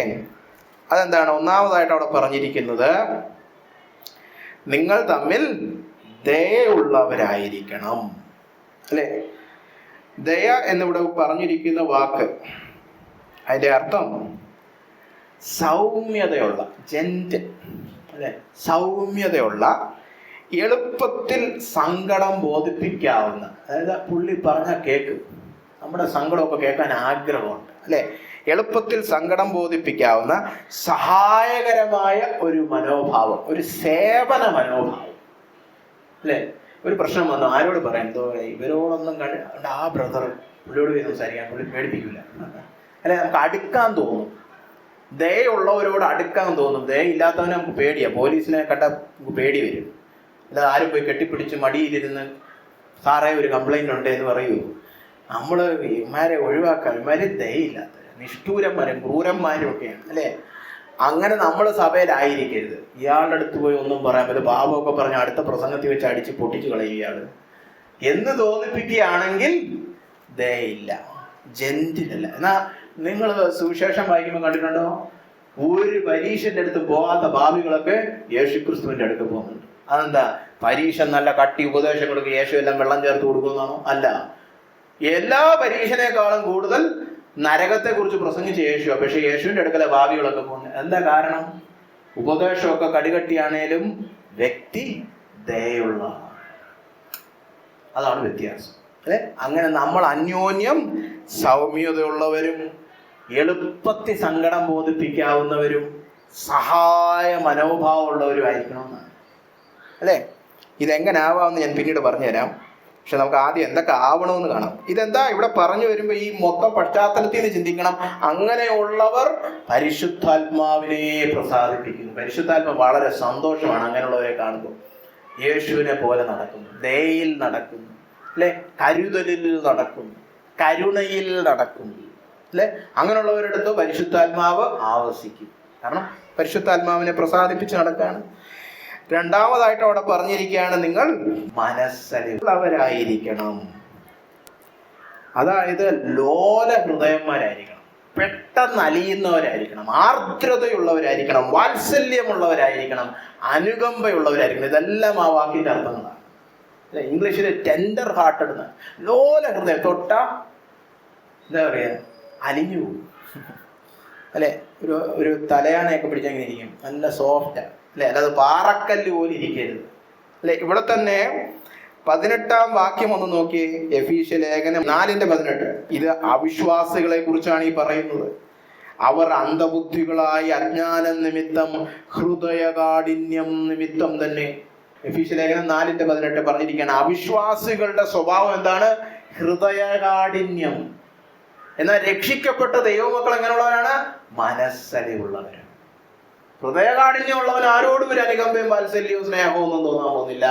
മനസ്സലിവുള്ളവർ കണ്ടാൽ മതി അവരുടെ ഹൃദയം. അല്ലെ? സഭയിൽ ഇപ്പോൾ ഒരാൾ കയറി വരുമ്പോൾ തന്നെ ചിലപ്പം അയ്യോ അയാളെ കണ്ടോ, സ്നേഹം പോവുകയാണ് അങ്ങോട്ട്, ഹൃദയം അലിയുകയാണ്. അയാളുടെ മുഖം കണ്ടപ്പോൾ തന്നെ അറിയാം ഇയാൾക്ക് എന്തോ കുഴപ്പമുണ്ട്, ഇയാളെ പോയി സേവിക്കണം, ഇന്ന് എന്തോ തളർന്നിരിക്കുന്നു തോന്നുന്നു, ഉത്സാഹമില്ലെന്ന് തോന്നുന്നു, നിരുത്സാഹത്തിരിക്കുന്നു, നിരാശയിലിരിക്കുന്നു. ഇയാൾ കഴിഞ്ഞ ആഴ്ച ഇട്ട ഷർട്ട് തന്നെയാണ്, ഇയാൾക്ക് ഷർട്ടൊന്നും ഇല്ലെന്ന് തോന്നുന്നു, ഇയാൾക്ക് പൈസ കൊടുക്കേണ്ടിയിരിക്കും. ഇങ്ങനെ അന്യോന്യം കരുതുന്നവരാണ് സഭയിൽ ഇരിക്കേണ്ടത്. കണ്ടോ? അപ്പൊ മനസ്സലിവുള്ളവരായിരിക്കണം. ഇവിടുത്തെ ഒരു രസകരമായ ഒരു കാര്യം, ഈ യവന ഭാഷയില്, നമ്മുടെ ഭാഷയിലും ഉണ്ട് ഇത്. യവന ഭാഷയിൽ ഇവിടെ പറഞ്ഞിരിക്കുന്നത്, നിങ്ങൾക്ക് വായിക്കാൻ പറ്റുമെങ്കിൽ ഈ വാക്യം നിങ്ങൾ വായിച്ചാൽ നിങ്ങളെല്ലാം ചിരിക്കും. ഇവിടെ ഈ മലയാളത്തിൽ മനസ്സലിവുള്ളവർ എന്ന് പറഞ്ഞിരിക്കുന്നത് യവന ഭാഷയിൽ എന്താ പറഞ്ഞിരിക്കുന്നത് അറിയോ? നല്ല കുടലുള്ളവരായിരിക്കണം, നല്ല കട്ടിയായ കുടലുള്ളവരായിരിക്കണം. എന്താ പറയുക അത് പറയുന്നതിന് കാരണം? യവന ഭാഷ, യവന സംസ്കാരം നമ്മുടെ സംസ്കാരം പോലെ തന്നെ ആന്തരികമായ വികാരങ്ങൾ സൂചിപ്പിക്കാൻ ആന്തരികമായ ശരീരഭാഗങ്ങളാണ് സൂചിപ്പിക്കുന്നത്. അപ്പൊ നമ്മൾ മലയാളത്തിൽ പറയത്തില്ലേ, നീ എൻ്റെ കരളാണ്. എനിക്കാണെങ്കിൽ ഈ കരൾ കഴിക്കാൻ ഇഷ്ടമില്ലാത്ത ഒരാളാണ്, നിങ്ങൾക്ക് ചിലർക്ക് ഭയങ്കര ഇഷ്ടമായിരിക്കും. അപ്പൊ ഞാൻ നീ എൻ്റെ കരളാന്ന് പറഞ്ഞാൽ ഇത് കൊള്ളാത്ത എന്തോന്നല്ലേ നമ്മൾ വിചാരിക്കും, അല്ലേ? പക്ഷെ നീ എൻ്റെ കരളാണെന്ന് പറഞ്ഞാൽ എൻ്റെ ഉള്ളിലാണ്, നീ എൻ്റെ ഹൃദയത്തിലാണ് എന്ന് പറയാം. നമ്മൾ ഹൃദയവും പറയുന്ന കേട്ടില്ലേ? അപ്പൊ ആന്തരിക അവയവങ്ങൾ വെച്ചിട്ട് അന്യോന്യമുള്ള സ്നേഹത്തെ സൂചിപ്പിക്കുകയാണ്. അപ്പോ അത്രമാത്രം കരുതലുള്ള, അല്ലേ? നിങ്ങൾ നിങ്ങളുടെ കരളിനെ എത്രമാത്രം സ്നേഹിക്കുന്നു, അല്ലേ? നമ്മൾ മദ്യം ഒന്നും കഴിക്കാതെ, അല്ലെ, ഫാറ്റി ലിവറൊക്കെ ഉണ്ടോ എന്നൊക്കെ ചെക്ക് ചെയ്ത്, അല്ലെ, എന്ന് പറഞ്ഞത് എൻ്റെ അകത്തിരിക്കുന്ന ഒരു അവയവത്തെ ഞാൻ എത്രമാത്രം കരുതുന്നോ അതുപോലെ നിങ്ങൾ എൻ്റെ ഉള്ളിലാണ്. എനിക്ക് വേദനിക്കും, നിങ്ങൾക്ക് വേദനിച്ച, അല്ലെ? ഇപ്പൊ കരൾ വേദനിച്ചാൽ എനിക്ക് വേദനിക്കും, അല്ലെ? എൻ്റെ അകത്തിരിക്കുന്ന ഏതെങ്കിലും ഒരു അവയവത്തിന് എന്തെങ്കിലും വേദന വന്നാൽ ഉടനെ ഞാൻ പോകണം, കാരണം എനിക്ക് എന്തോ അസ്വസ്ഥത വരുന്നു എന്ന് പറഞ്ഞ പോലെ ചുറ്റും ഇരിക്കുന്ന സ്നേഹ സഹോദരങ്ങൾക്ക് എന്ത് പറ്റിയാലും എനിക്ക് അസ്വസ്ഥത വരും, അല്ലെ? അങ്ങനെ അന്യോന്യം മനസ്സലിവുള്ളവരായിരിക്കണം. അവസാനം പറഞ്ഞിരിക്കുകയാണ്, നിങ്ങൾ തമ്മിൽ ദൈവം ക്രിസ്തുവിൽ നിങ്ങളോട് ക്ഷമിച്ചതുപോലെ അന്യോന്യം ക്ഷമിപ്പീൻ. മൂന്നാമത്തെ കാര്യം, ക്ഷമയുള്ളവരായിരിക്കണം. എന്തോ ക്ഷമ? കുറ്റങ്ങളൊക്കെ ക്ഷമിച്ച് വിട്ടുകളയണം, പൊറുക്കാൻ പഠിക്കണം, അല്ലേ? നമ്മൾ ഈ പൊറുക്കാൻ പഠിച്ചാൽ നമ്മൾ ആദ്യം കണ്ട കയ്പൊക്കെ നീങ്ങിപ്പോവും, അല്ലേ? അവിടെ പക്ഷെ 3 കാര്യങ്ങൾ ശ്രദ്ധിക്കണം. ഒന്നാമതായിട്ട് ഇവിടെ ദൈവം ക്രിസ്തുവിൽ നിങ്ങളോട് ക്ഷമിക്കും എന്നല്ല പറഞ്ഞിരിക്കുന്നത്, ക്ഷമിച്ചു, അല്ലെ? ഭൂതകാലം, ചെയ്തു കഴിഞ്ഞു. അതായത് ദൈവം ഇനി ക്ഷമിക്കാനൊന്നും ഇല്ല. അതാണ് ഒരു ദൈവ പൈതലിന്റെ സന്തോഷം. എൻ്റെ പാപങ്ങളെല്ലാം പുറത്തു കിട്ടി. അങ്ങനെ ക്ഷമിച്ചതുപോലെ നിങ്ങളും ഇനി ഒന്നും വെച്ചോണ്ടിരിക്കരുത്. 75-ലേതും 95-ലെയും 2016-ലെയും 2025 നടന്നതും കഴിഞ്ഞ ജനുവരിയിലെ ഒന്നും ഇനി വെച്ചോണ്ടിരിക്കരുത് ഡയറിയിൽ. എല്ലാം ഭൂതകാലമായിരിക്കണം. അല്ലാതെ വെച്ചിട്ടുണ്ട് നാളെ എടുക്കാൻ തുറക്കാൻ ഡയറി, അതല്ല, അതൊക്കെ കത്തിച്ചു കളയണം. 1 കൊരിന്ത്യർ 13 അങ്ങനെ തന്നെ ഉണ്ടല്ലോ, സ്നേഹം ഒന്നിൻ്റെയും കണക്ക് വെക്കുന്നില്ലെന്ന്, അല്ലേ? അങ്ങനെ കണക്കൊക്കെ എടുത്ത് ഊരെ കളയണം. വല്ലവരും കണക്ക് പുസ്തകമൊക്കെ മനസ്സിൽ സൂക്ഷിച്ചു വെച്ചിട്ടുണ്ട്. ഭർത്താവിനോടും ഭാര്യയോടും സഭയിലുള്ളവരോടും പാസ്റ്ററോടും വഴി കാണുന്നവരോടും അമ്മായപ്പനോടും ഓഫീസിലുള്ളവരോടും അയൽപ്പക്കത്തെ എല്ലാ ഡയറി ഇന്ന് നമ്മൾ കത്തിച്ചു കളയണം. കാരണം എന്താണ്? അവരൊന്നും ഇതിനോട് യോഗ്യനായതുകൊണ്ടല്ല. പരിശുദ്ധാത്മാവ് ദുഃഖിച്ചുകൊണ്ടിരിക്കുകയാണ് നിങ്ങൾ ഈ ഡയറിയൊക്കെ വെച്ചുകൊണ്ടിരിക്കുന്നത്. ദൈവം ക്ഷമിച്ചതുപോലെ, എഴുതി കളഞ്ഞതുപോലെ നിങ്ങളും എഴുതി കളയണം. രണ്ടാമതായിട്ട്, ആരെയാ ദൈവം ക്ഷമിച്ചേ? നല്ല ആൾക്കാരെ, അല്ലേ? നമ്മളെ പോലത്തെ നല്ല മക്കളെ ദൈവം, അല്ലെ, അർഹതയുള്ളവരെ അല്ലേ ദൈവം ക്ഷമിച്ചേ? അല്ല, ദൈവക്രോധത്തിൽ ഏൽപ്പിച്ചു കളയുവാൻ എല്ലാ യോഗ്യതയുള്ള, ന്യായമായിട്ട് യോഗ്യതയുള്ളവരെയാണ് ദൈവം പുറത്ത്. അപ്പൊ പിന്നെ നമുക്ക് അത് പറ്റത്തില്ല ബ്രദറെ, അത് ന്യായമല്ല അവനെ പൊറുക്കുന്നതെന്ന് പറയാൻ പറ്റുമോ? അവൻ ചെയ്തത് അത്ര സീരിയസ് ആ, അതോ അങ്ങനെ എഴുതി കളയാൻ പറ്റത്തില്ല. ഏതെങ്കിലും പാപത്തെ കുറിച്ച് പറയാൻ പറ്റുമോ? നമ്മൾ തല്ലി കൊന്നാൽ പോലും നമുക്ക് പറയാൻ പറ്റത്തില്ല. കാരണം ഒരു യോഗ്യതയും നമുക്കില്ലാത്തപ്പം നമ്മളെല്ലാവരും നരകത്തിൽ പോയി കിടക്കണ്ടപ്പോ അതിൽ നിന്ന് രക്ഷ പ്രാപിച്ചവൻ ഇനി, അല്ലെ? കർത്താവ് അങ്ങനെ ഒരു ഉപമ തന്നെ പറഞ്ഞല്ലേ. 15 കോടി ഒരുത്തിന് ക്ഷമിച്ച് കിട്ടി. അവൻ അങ്ങോട്ട് പുറത്തിറങ്ങിയപ്പോൾ 15 പൈസ ചോദിച്ചു ഒരുത്തിന്റെ, അവന്റെ കൊങ്ങയെ പിടിച്ച് വെച്ചു. നമ്മളും അതാ ചെയ്യുന്നേ. നരകത്തിൽ അവൻ നമ്മളെ വിടുവിച്ചു സൗജന്യമായിട്ട്. എന്നിട്ട് നമ്മൾ പോയി പറയുക അത് പറ്റത്തില്ല, ഇവൻ എന്നോട് ഒരു വാക്ക് പറഞ്ഞതിന്റെ അറ്റോൺ ശരിയല്ലായിരുന്നു, അതുകൊണ്ട് ഞാൻ എന്നോട് പൊറുക്കത്തില്ല. നരകത്തിന്ന് പുറത്ത് കിട്ടിയവർ പറയുകയാണ് വാക്ക്, അറ്റം, മൂല ഇതൊക്കെ പ്രശ്നമാണെന്ന്, അല്ലേ? 15 പൈസ ചോദിക്കുന്ന പോലെയാണ്. 15 കോടി പുറത്ത് കിട്ടവൻ 15 പൈസയ്ക്ക് വേണ്ടി അടിയിടുന്നതിന് തുല്യമാണ് നമ്മളെല്ലാം പൊറുക്കാതെ വെച്ചിരിക്കുന്ന ഡയറികൾ. അതെല്ലാം ഇന്ന് കത്തിക്കണം, അല്ലേ? മൂന്നാമതായിട്ടൊന്ന് ശ്രദ്ധിച്ച്, എങ്ങനെ ഇത് പുറത്തെ? ക്രിസ്തുവിൽ. അതുകൊണ്ടൊന്ന് ശ്രദ്ധിക്കണം. ഈ നരകത്തിന് യോഗ്യനായ എന്നെ പൂർണ്ണമായിട്ടും ക്ഷമിച്ച് അതിനി ഭൂതകാലമാക്കുവാൻ ആര് വന്ന് മരിച്ചു? ഈ ദൈവം തന്നെ വന്ന് മരിച്ചു. എൻ്റെ അർത്ഥം മനസ്സിലായോ? നിങ്ങളും വേറൊരു വ്യക്തിയുമായിട്ട് എന്തെങ്കിലും കയ്പിന്റെ വിഷയമുണ്ടെങ്കിൽ ആര് ചാകണം? അയാൾ ചാകണം, അല്ലേ? നമ്മൾ ചാകണം. കർത്താവിന്റെ ഉപദേശം അതാണ്, നീ മരിക്കുക. അയാൾ ചെയ്തത് കർത്താവെ ശരിയല്ല, എൻ്റെ കുടുംബത്തിന് വേദന വന്നു, അവൻ ചെയ്തത് അനീതിയായിരിക്കും. പക്ഷെ പൊറുക്കുക, ക്ഷമിക്കുക എന്ന് പറയുമ്പോൾ വില കൊടുക്കേണ്ടത് നീയാ, അല്ലാതെ അയാളല്ല. കാരണം അതാണ് നമ്മുടെ ദൈവം നമ്മളോട് ചെയ്തത്. അല്ല, ദൈവം നമ്മളോടല്ല പറഞ്ഞത്, നീയൊക്കെ പാവികൾ, നീയൊക്കെ ഒരു 50 വർഷം മലയുടെ മണ്ടയിൽ പോയി സന്യാസമൊക്കെ ചെയ്ത് ഒരു 5 ദിവസവും എല്ലാ ആഴ്ചയും ഉപവാസമൊക്കെ ചെയ്ത് എന്നാ ഞാൻ ക്ഷമിക്കാൻ എന്നല്ല പറഞ്ഞത്. ഒന്നും ചെയ്യേണ്ട, സൗജന്യ രക്ഷ. അപ്പോ നമ്മൾ ഒരാളെ പൊറുക്കാതിരിക്കുമ്പം കർത്താവും പറയുന്നത് അവന് സൗജന്യമായിട്ട് ക്ഷമ കൊടുക്കണം, വില നീ കൊടുക്കണം കേട്ടോ. അപ്പൊ അങ്ങനാണ് വചനപ്രകാരം അനുരഞ്ജനം സംഭവിക്കണം. അപ്പൊ ഭർത്താക്കന്മാരും ഭാര്യമാരും ശ്രദ്ധിക്കണം, അവർക്ക് സൗജന്യമായി ക്ഷമ കൊടുക്കണം, ഞാൻ വില കൊടുത്ത് മരിക്കണം. ഇതാണ് കർത്താവ് നമ്മളോട് ചെയ്തത്. കാരണം ഇങ്ങനെ നിങ്ങളെ ക്ഷമിച്ചതുപോലെ നിങ്ങൾ അന്യോന്യം ക്ഷമിക്കണം. അപ്പൊ നമുക്ക് അയാൾ വരട്ടെ, ഒരു കത്തെഴുതി തരട്ടെ, അവൻ മാനസാന്തരം പറയട്ടെ, ഇങ്ങനൊന്നും വാദിക്കാൻ പറ്റത്തില്ല. ദൈവം നമ്മളെ ക്ഷമിച്ചതുപോലെ നമ്മളും ക്ഷമിക്കണം, അല്ലേ? അപ്പോ ഇതെന്തുകൊണ്ട് ചെയ്യണം? പരിശുദ്ധാത്മാവ് ദുഃഖിക്കപ്പെടാതിരിക്കേണ്ടത്.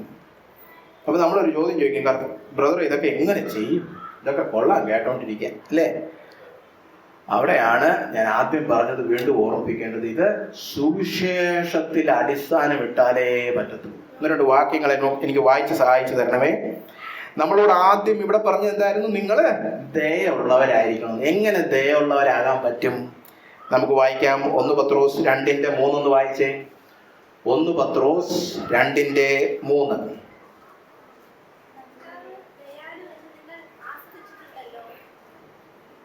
കർത്താവ് ദയാലു എന്ന് നിങ്ങൾ ആസ്വദിച്ചിട്ടുണ്ടല്ലോ. രക്ഷിക്കപ്പെട്ട ദൈവമക്കളെ കുറിച്ച് പത്രോസ് അപ്പോസ്തലൻ പറയുന്നത്, നിങ്ങൾ ആരാണ്? കർത്താവിന്റെ ദയ ആസ്വദിച്ചവരാണ്. ഈ ദയ ആസ്വദിച്ചവരോടാണ് വചനം കൽപ്പിക്കുന്നത്, നിങ്ങൾ ദയാലുവായിരിക്കുക, അന്യോന്യം ദയുള്ളവരായിരിക്കുക. അപ്പൊ ഞാൻ ദയ അനുഭവിച്ചിട്ടുണ്ടെങ്കിൽ, ആസ്വദിക്കുന്നുണ്ടെങ്കിൽ എനിക്ക് ദയ മറ്റുള്ളവരോട് കാണിക്കാൻ കഴിയുകയുള്ളൂ. അതുപോലെ ഇവിടെ പറഞ്ഞിരിക്കുകയാണ്, നിങ്ങൾ മനസ്സലിവുള്ളവരായിരിക്കുക. എങ്ങനെ മനസ്സുള്ളവരായിരിക്കാൻ പറ്റും? യാക്കോബിന്റെ ലേഖനം 5:11 ഒന്ന് വായിച്ചേ. യാക്കോബിന്റെ ലേഖനം 5:11.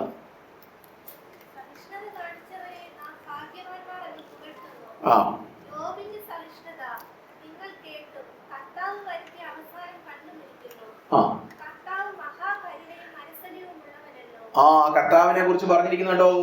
മഹാകരുണയും മനസ്സലിവും ഉള്ളവനല്ലോ. അപ്പൊ കർത്താവിനെ ഞാൻ രക്ഷയിലൂടെ രുചിച്ചറിയുമ്പോ എന്തോ രുചിച്ചറിയുന്നു? എന്റെ ദൈവം മനസ്സലിവുള്ളവനാണ്, അല്ലെ? മൂന്നാമത്തെ കാര്യം ഇവിടെ തന്നെ പറഞ്ഞിട്ടുണ്ട്, ദൈവം നിങ്ങളെ ക്ഷമിച്ചത് കൊണ്ട് നിങ്ങളും ക്ഷമിക്കും. എന്നോട് എല്ലാത്തിലും, ദയായാലും മനസ്സലിവായാലും ക്ഷമയായാലും എല്ലാം ഞാൻ സുവിശേഷം രുചിച്ചറിഞ്ഞത് കൊണ്ടാണ് ഈ കൽപ്പന എൻ്റെ അടുക്ക വരുന്നത്. അപ്പോ എങ്ങനെ ഈ കൽപ്പന പാലിക്കാമെന്ന് ചോദിച്ചാൽ, സുവിശേഷം ധ്യാനിക്കണം. വീണ്ടും വീണ്ടും ധ്യാനിച്ച് ഈ പറഞ്ഞ ഗുണഗണങ്ങളെല്ലാം കർത്താവിലുള്ളത് നമ്മൾ ആസ്വദിക്കണം. എന്നോട് കർത്താവ് ദയ കാണിച്ചിരിക്കുന്നു, ഞാൻ പൂർണ്ണ ഹൃദയത്തോടെ വിശ്വസിക്കുകയും അനുഭവിക്കുകയും ചെയ്യുകയാണെങ്കിൽ എനിക്ക് മറ്റുള്ളവരോട് ഹൃദയകാഠിന്യം കാണിക്കാൻ പറ്റത്തില്ല, ദയോടെ പെരുമാറാൻ പറ്റത്തുള്ളൂ. എന്നോട് കർത്താവ് മനസ്സലിവ് കാണിച്ചിരിക്കുന്നത് ഒരു വസ്തുതയല്ല, അതൊരു ഉള്ളത്തിലൊരു ബോധ്യമായി പരിണമിക്കുമ്പോൾ എനിക്കും മനസ്സലിവ് സാധാരണഗതി വരും. എന്നോട് കർത്താവ് ഇത്ര അലിവ് കാണിച്ചല്ലോ എന്ന് ഓർക്കുമ്പോൾ എനിക്ക് കൂട്ടു സഹോദരങ്ങളോടും അലിവ് തോന്നും. എന്നെ കർത്താവ് ഇത്രത്തോളം വില കൊടുത്ത് ക്ഷമിച്ചല്ലോ എന്ന് ഞാൻ ധ്യാനിക്കുമ്പം ഞാൻ മറ്റുള്ളവരെ പൊറുക്കും. ഈ മറ്റേ 15 പൈസയ്ക്ക് വേണ്ടി അടിയിട്ടവൻ അപ്പൊ തന്നെ മറന്നു ഇയാൾ ദയ കാണിച്ചെന്നെ ക്ഷമിച്ചെന്ന്, ആ യജമാനൻ. അപ്പൊ നമ്മളെല്ലാം എന്തുകൊണ്ടാണ് ദയ കാണിക്കാത്തതും മനസ്സലിവ് കാണിക്കാത്തതും ക്ഷമിക്കാത്തതും? ഈ പറഞ്ഞ കയ്പും ക്രോധവും കോപവും കുറ്റാരവും ദൂഷണവും എല്ലാം വെച്ച് പൊറപ്പിച്ചുകൊണ്ടിരിക്കുന്നതിന് കാരണം എന്താണ്? സുവിശേഷം മറന്നു. പാട്ടൊക്കെ പാടുന്നുണ്ട്, പ്രസംഗമൊക്കെ കേൾക്കുന്നുണ്ട്, ഉള്ളത്തിൽ ബോധ്യമില്ല. സുവിശേഷം തലച്ചോറിലേ ഉള്ളൂ, ഒരറിവ്, അല്ലാതെ ഹൃദയത്തിലെ നിരന്തരമായ എന്താ പറയുക ബോധ്യമല്ല. കൺവിക്ഷൻ എന്ന് പറയും നമ്മൾ ഇംഗ്ലീഷിൽ, ബോധ്യമല്ല. അതുകൊണ്ടാണ് രക്ഷയുടെ ഉറപ്പും സന്തോഷവും കൈവിട്ട് കളയരുത്, അതിൽ നിരന്തരം നടക്കണം. അങ്ങനെയുള്ളവർക്ക് ഈ പറഞ്ഞ കൽപ്പനകളൊക്കെ അനുസരിക്കാൻ കഴിയുകയുള്ളൂ. അപ്പൊ നമ്മൾ കണ്ടു, സുവിശേഷത്തിൽ അടിസ്ഥാനമിട്ട് പരിശുദ്ധാത്മാവിനെ വിലമതിച്ച് അന്യോന്യമുള്ള കൂട്ടായ്മയിൽ ഈ പറഞ്ഞ ക്രമീകരണങ്ങളൊക്കെ നടത്തുമ്പോഴാണ് നമ്മൾ ആരാകുന്നത്? ആത്മീയരാകുന്നത്. അതുകൊണ്ടാണ് ഞാൻ പറഞ്ഞത്, പുതിയ നിയമത്തിന്റെ ആത്മീയതയുടെ ഒഴിച്ചുകൂടാനാവാത്ത ഘടകങ്ങളാണ് ഈ പറഞ്ഞ 3 സുവിശേഷം, പരിശുദ്ധാത്മാവ്, അന്യോന്യമുള്ള കൂട്ടായ്മ, സഭാബന്ധം. ഇവിടെ പലരും സഭ വരുന്ന പോലുമില്ല, പിന്നെ എങ്ങനെ ആത്മീയരാകും, അല്ലെ? സഭ അതുകൊണ്ടാണ് ആത്മീയ ജീവിതത്തിൽ വളരെ കാതലായത്. എന്തുകൊണ്ടാണ് സഭായോഗങ്ങൾ മുടക്കരുതെന്നൊക്കെ പറയുന്നത്? ഇതുകൊണ്ടാണ്. ആത്മീകനാകണമെങ്കിൽ ഈ ബന്ധങ്ങളൊക്കെ വളരെ കാതലായ ബന്ധങ്ങളാണ്. ഇവിടാണ് ദൈവം നോക്കുന്നത്, പരിശുദ്ധാത്മാവിനെ ദുഃഖിക്കുന്നത്. അല്ല, വീട്ടിൽ ഒറ്റയ്ക്കിരുന്ന് ഞാൻ 5 മണിക്കൂർ അന്യഭാഷ പറയും, ഒരു ഗുണവുമില്ല. നിന്റെ വ്യക്തിബന്ധങ്ങളൊക്കെ എങ്ങനെ ഇരിക്കുന്നു? നിനക്ക് ലഭിച്ച ക്ഷമ നിന്റെ കൂട്ടുകാർക്ക് നീ പങ്കുവെക്കുന്നുണ്ടോ? ഞാൻ ക്ഷമിക്കത്തൊന്നുമില്ല, എത്രയോ പെന്തക്കോസുകാരെ ഞാൻ കണ്ടോളൂ, ഒരു ക്ഷമയുമില്ല. പക്ഷെ സഭയെ കിടന്ന് ബഹളത്തോടെ, ഞാൻ ഒരു സഭയെ പോയപ്പോൾ ഒരു അമ്മച്ചി, അതായത് വർഷിപ്പ് നടത്താൻ വർഷിപ്പ് ലീഡറിന് പറ്റുന്നില്ല. ഈ അമ്മച്ചി ഇങ്ങനെ പൊട്ടിത്തെറിച്ച് അന്യഭാഷയാണ്. എല്ലാം കഴിഞ്ഞപ്പോൾ ഞാനൊന്ന് അന്വേഷിച്ചു, ആരാ അവര്?